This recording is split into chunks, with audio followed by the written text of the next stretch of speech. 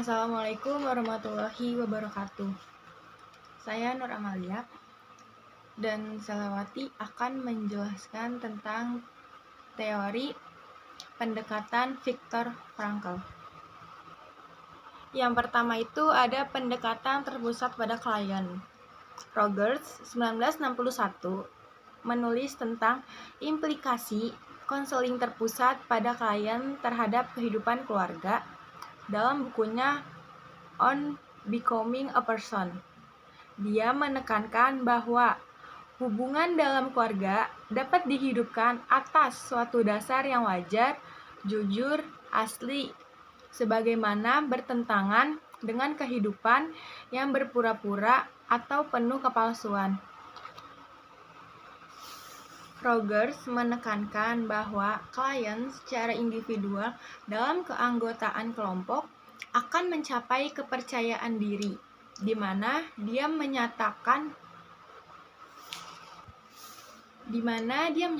bahwa anggota-anggota keluarga dapat mempercayai dirinya. Hal ini bisa terjadi jika kondisi-kondisi utama, yakni yang pertama ada keaslian, yang kedua memahami, yang ketiga menjaga atau caring, yang keempat menerima, yang kelima menghargai secara positif dan belajar aktif. Anggota keluarga sering berjuang untuk mempertanyakan kepercayaan anggota lain yang didasarkan pada rasa kejujuran, keterbukaan berespon, dan kewajaran. Yang kedua, ada pendekatan eksistensial dalam konseling keluarga.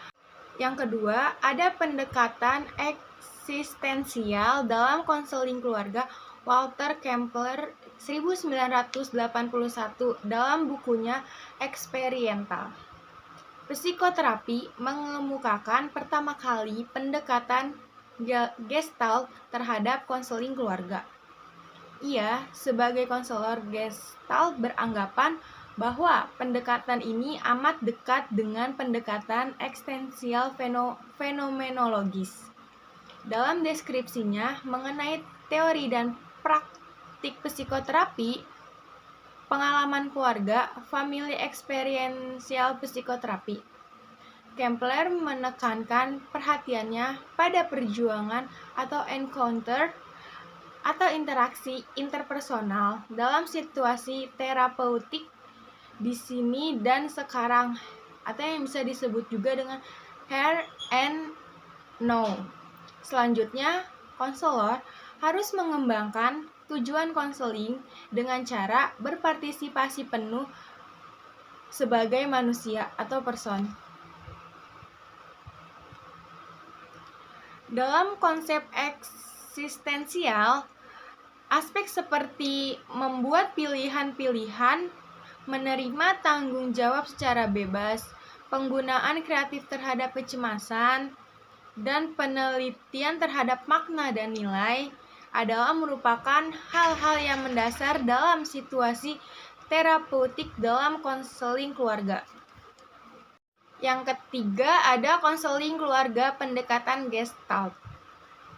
Kempler 1982 mendefinisikan konseling keluarga dengan pendekatan Gestalt sebagai suatu model difokuskan pada saat sekarang ini atau present moment, dan pada pengalaman keluarga yang dilakukan di dalam sesi-sesi konseling.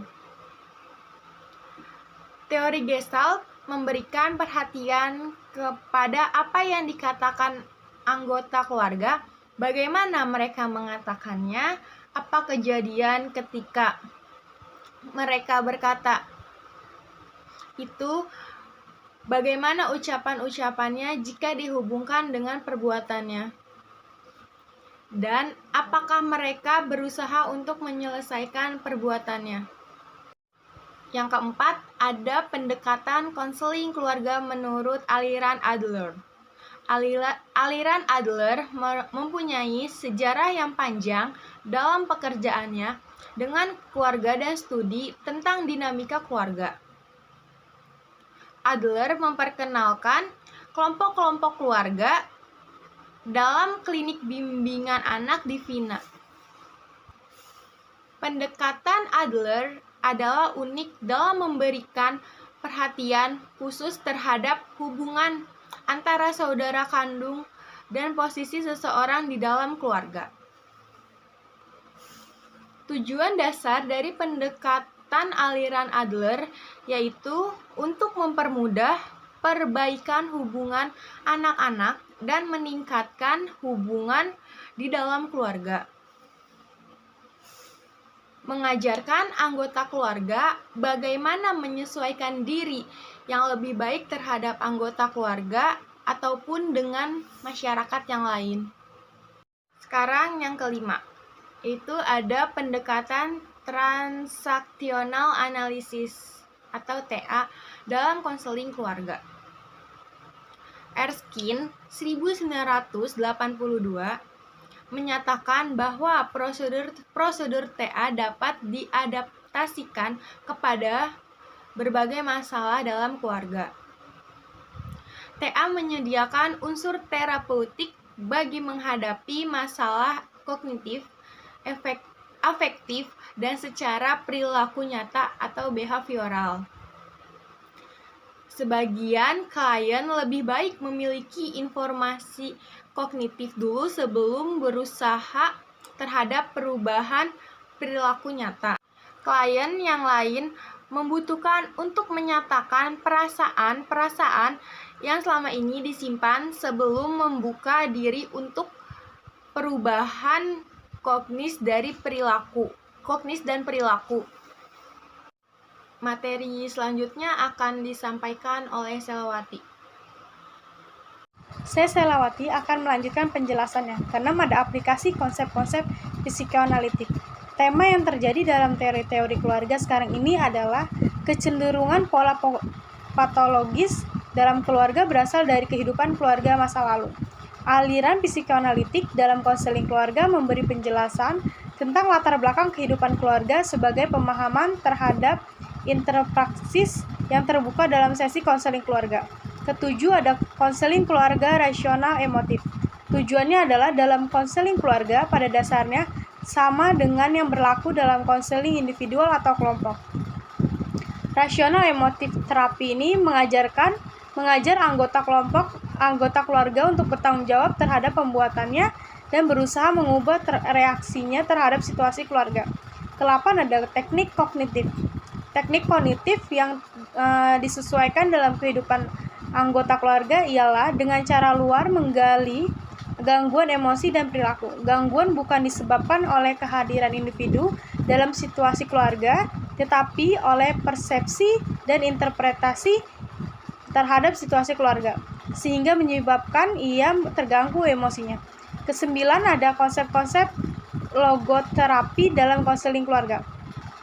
Logoterapi dikenalkan pertama kali pada tahun 1940-an oleh Viktor Frank, seseorang ahli neurologi dari Australia. Frank 1938 mengambil makna dari kamp konsentrasi Hitler yang menewaskan semua keluarganya, di mana ia mendapat makna ketuhanan sebagai pedoman hidup yang kokoh.